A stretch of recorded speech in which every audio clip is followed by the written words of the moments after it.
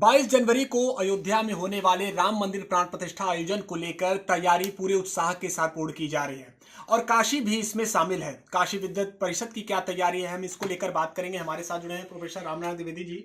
अगर काशी की बात कर ली जाए तो एक अटूट रिश्ता है, हमारे शास्त्रों में भी वर्णन है, आनंद रामायण में वर्णन आ रहा है कि भगवान राम ने यहाँ 1 वर्ष तक निवास किया था। गुरुजी, काशी विद्वत परिषद की क्या तैयारियां हैं? देखिए, काशी विद्वत परिषद को आमंत्रण पत्र प्राप्त हुआ है और काशी विद्वत परिषद अष्टमंडल के साथ हमारे 8 विद्वान काशी विद्वत परिषद के प्राण प्रतिष्ठा समारोह में सम्मिलित हो रहे हैं।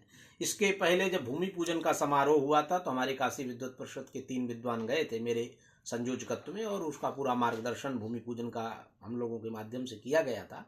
इस बार भी काशी विद्वत परिषद का सानिध्य, साक्षी भाव और मार्गदर्शन वहाँ पर है। और ये सारी तैयारियां, जैसे अभी हम लोग स्टोन को लेकर के था कि जो रामलला की प्रतिमा रखी जाएगी तो स्टोन कैसा होगा, सुमेरु का आकार होगा या कच्छप का आकार होगा, तो एक निर्णय हुआ कि सुमेरु आकार के स्टोन वहाँ रखे जाएंगे। इसके बाद संकल्प कैसा रहेगा, संकल्प की व्यवस्था में क्या चीज़ें और जोड़नी है, क्या करना है, इस संदर्भ में भी विचार विमर्श वहाँ दिए जा रहे हैं। इसके अलावा शास्त्रीय विधि विधान की सारी व्यवस्था हमारे काशी के प्रसिद्ध यज्ञाचार्य लक्ष्मीकांत दीक्षित जी के नेतृत्व में वहाँ सारी विधाओं को संचालित किया जा रहा है।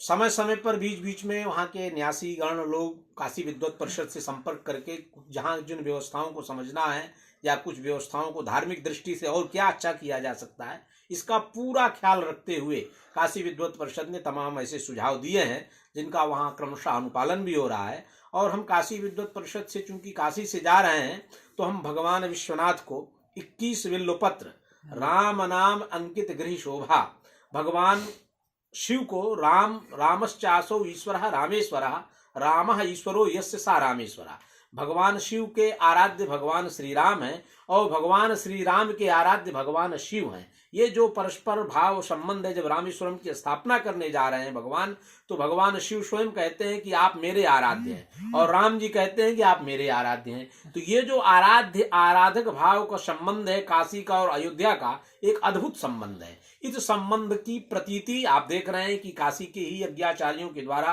काशी के ही विद्वानों के द्वारा सारी व्यवस्थाएं वहां संचालित हो रही हैं। और काशी वैसे भी सर्व विद्या की राजधानी है, ये पूर्ण तीर्थ है, तो हम भगवान विश्वनाथ के प्रतिनिधिभूत होकर के जब वहां काशी विद्वत परिषद जा रही है तो ये काशी विद्वत परिषद 21 विल्लपत्र भगवान विश्वनाथ को समर्पित करके लेके जाएगी। और काशी की महारानी माता अन्नपूर्णा है तो उनका कुमकुम और उनकी एक चुनरी माँ अन्नपूर्णा को समर्पित करके माँ जानकी को समर्पित किया जाएगा, क्योंकि माँ जानकी भी वहां विराजमान होंगी, इसलिए जानकी जी के लिए सामग्री जाएगी और रामलला के लिए जो है बिल्वपत्र समर्पित होगा।